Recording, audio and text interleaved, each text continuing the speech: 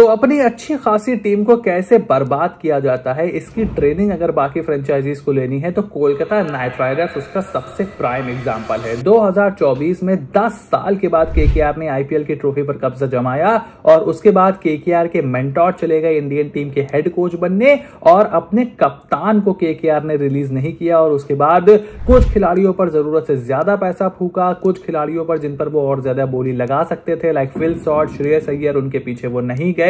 सो बहुत ज्यादा questionable KKR की ऑक्शन स्ट्रेटजी थी।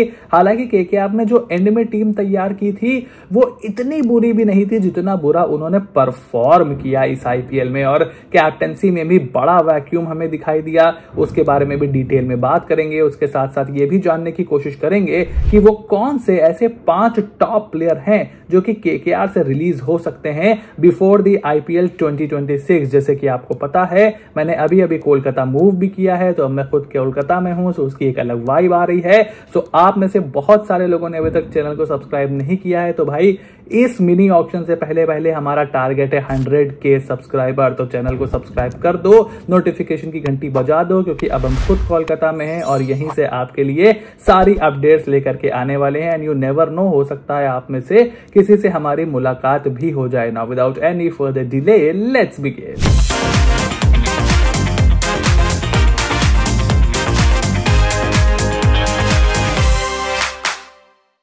देखो, सबसे पहले तुम आईपीएल 2025 के लिए जो केकेआर ने स्क्वाड असेंबल की थी उसके ऊपर नजर डाल दो। यहां पर कप्तान अजिंक्य रहाणे थे, उसके अलावा आपने रिंकू सिंह, रमनदीप सिंह, हर्षित राणा जैसे खिलाड़ियों को रिटेन किया था। रसल और सुनील नारायण उसमें ओवरसीज प्लेयर थे। उसके बाद रहाणे को आपने खरीदा, रहमानुल्लाह गुरबाज की तरफ आप वापस गए, और उसके बाद अलावा एंड्रिक नॉर्किया, स्पेंसर जॉनसन, इन सबको खरीद करके आपने अपनी पेस बैटरी तैयार की। वैभव अरोड़ा को भी आप लेने में कामयाब रहे, कृष्ण रघुवंशी को लेने में आप कामयाब रहे, अब it was a really good buy. उसके अलावा मोइन अली, रॉबिन पावल जैसे ओवरसीज प्लेयर्स को आपने लिया। मयंक मार्कंडे को as a backup leg spinner लिया, अनुकुल रॉय को दोबारा लिया, which was again a very good buy.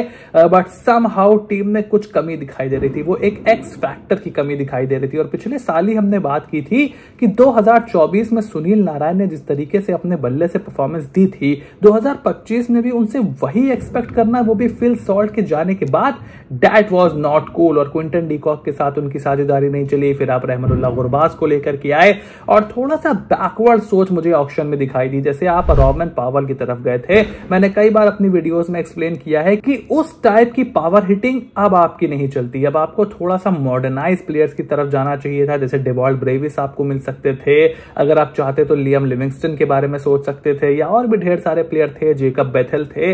But आप वो West Indian power hitter type की के बहुत ज्यादा फैन है केकेआर। उस तरीके की परफॉर्मेंस अब निकलती नहीं है, होती नहीं है। वो खुद उस टीम, वेस्ट इंडीज की टीम, इसीलिए T20 में पीछे चली गई है। वो एक टाइम था, वो टाइम खत्म हो चुका है।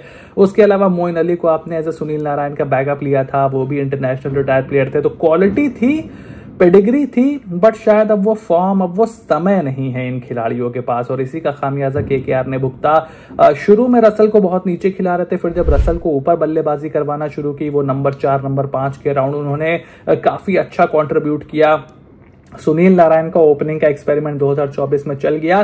पिछले साल 50 का आंकड़ा भी पार करने में केकेआर की ओपनिंग जोड़ी को लाले लग रहे थे, ये केकेआर ने ध्यान नहीं दिया। ऐसे में अब एक बार फिर से उनको टीम यहां पर बनाने की जरूरत है। मिचेल स्टार्क दिल्ली कैपिटल्स में चले गए थे, तो वहां पर उन्होंने एंड्रिक नॉर्किया और स्पेंसर जॉनसन को खरीदा था।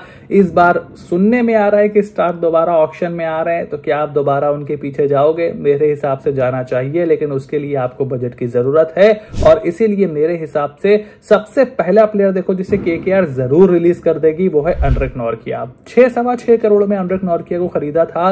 एक टाइम पे बहुत तगड़े बॉलर हुआ करते थे, साउथ अफ्रीका की टीम में परमानेंट खेला करते थे, तीनों फॉर्मेट खेला करते थे, बट उस तरीके की अब पेडिग्री रह नहीं गई है। काफी ज्यादा इंजरी प्रोन है, और केकेआर से भी वो ज्यादा नहीं खेले थे। मुझे याद है एक बार पहले भी केकेआर ने इनको लिया था, उस वक्त भी इनकी कोई परफॉर्मेंस बहुत ज्यादा निकल करके नहीं आई थी। मेरे ख्याल से खेल ही नहीं पाए थे, वो इंजर्ड ही हो गए थे उस साल, बाहर ही हो गए थे। सो पसंद बहुत है केकेआर को ऐसे तेज डालने वाले सुपर फास्ट बॉलर्स, बट अब ऐसा लग रहा है कि शायद अब एंड्रिक नॉर्किया से यहाँ पर कोलकाता नाइट राइडर्स को पीछा छुड़ाना पड़ेगा। और उसके बाद अगला प्लेयर इस लिस्ट में है रॉबिन पावल। देखो, आंद्रे रसल के बैकअप के तौर पर वो लिए गए थे।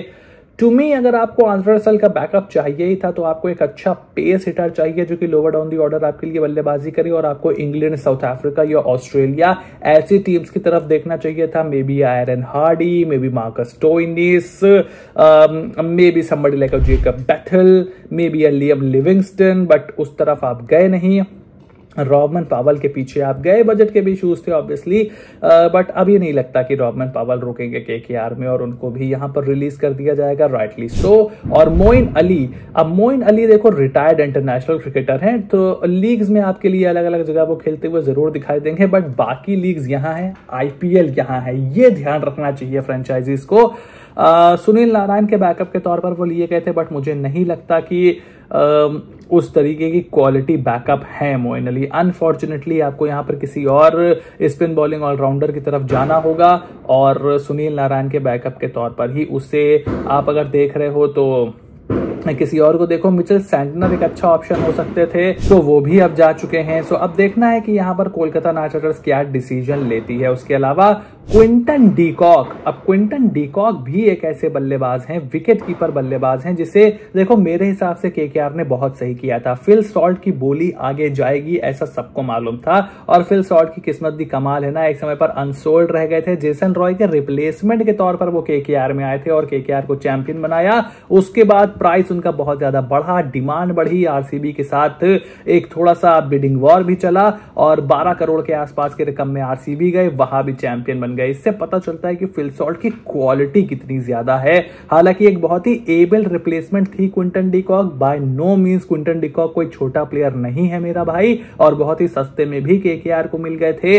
बट शुरू में वो लेफ्टी वाला, फिर वो प्रेशर भी रहा। एक बहुत ही अच्छी 90-95 रनों की पारी खेली थी क्विंटन डीकॉक ने, बट उस फॉर्म को बहुत ज्यादा वो रेप्लिकेट नहीं कर पाए, और इसीलिए शायद केकेआर उनको रिलीज करके किसी और विकेट कीपर बल्लेबाज की तरफ देखे। हालांकि मेरा सजेशन ये होगा कि मत रिलीज करो, रखो टीम में, सस्ते में मिल गए थे, एक सीजन और खिलाओ, क्योंकि कोई बहुत बढ़िया विकेट कीपर बल्लेबाज तो आपका इंतजार नहीं कर रहा है, अनटिल एंड अनलेस आप संजू सैमसन को अपनी टीम में या फिर केएल राहुल को अपनी टीम में लेने में कामयाब हो जाते हो। उसके अलावा रहमानुल्लाह गुरबाज को भी ये टीम रिलीज कर सकती है, बिकॉज टू बी ऑनेस्ट देखो वो तो टी20 के कोई बहुत अच्छे प्लेयर भी नहीं है। वनडे में वो अच्छा खेलते हैं, टी20 में उनसे बेटर ऑप्शन आपको बैकअप के तौर पर मिल जाएगा। Somebody like a Finn Allen will be a really better choice for Rahmanullah Gurbaz. और यही मेरा क्रिटिसिज्म है केकेआर का कि थोड़ा सा पास्ट में स्टक रहते हैं कि ये हमारे साथ था, इसको हमें खिलाना है, ये है वो है। पिछले ही साल वो खाली 2 मैच आपके खेले थे नीचे, जो आपका क्वालिफायर और फाइनल था, और वो भी मिचेल स्टार्क ने अपनी बॉलिंग से खत्म कर दिया था। So Rahmanullah Gurbaz I think was not an ideal choice, but अब आपने लिया था रिलीज करके, अगर फिन एलन मिलते हैं तो उनको आप यहां पर ले सकते हो। और उसके बाद अब वेंकटेश अय्यर को देखो, मेरे हिसाब से कोलकाता नाइट राइडर्स रिलीज करना चाहे ना रिलीज करना चाहे, उन्हें रिलीज करना पड़ेगा, क्योंकि बहुत मोटा बजट आपने फंसा दिया है वेंकटेश अय्यर पे। और अगर किसी भी प्लेयर को आपने लेना है, चाहे वो केएल राहुल हो, चाहे वो संजू सैमसन हो, या कोई भी बड़ा प्लेयर हो, इवन मिचेल स्टार्क ही क्यों ना हो, बिना वेंकी को हटाए आप उनको टीम में शामिल नहीं कर सकते। सो आई थिंक वेंकटेश अय्यर का भी यहां पर रिलीज होना पूरी तरीके से तय है। तो अब आपका केकेआर के रिटेन और रिलीज प्लेयर्स पर क्या ओपिनियन है, किसको रिटेन करोगे, किसको रिलीज करोगे, मुझे कमेंट बॉक्स में लिख करके जरूर बताओ। चैनल को सब्सक्राइब करो, नोटिफिकेशन की घंटी बजाना बिल्कुल भी ना भूलना।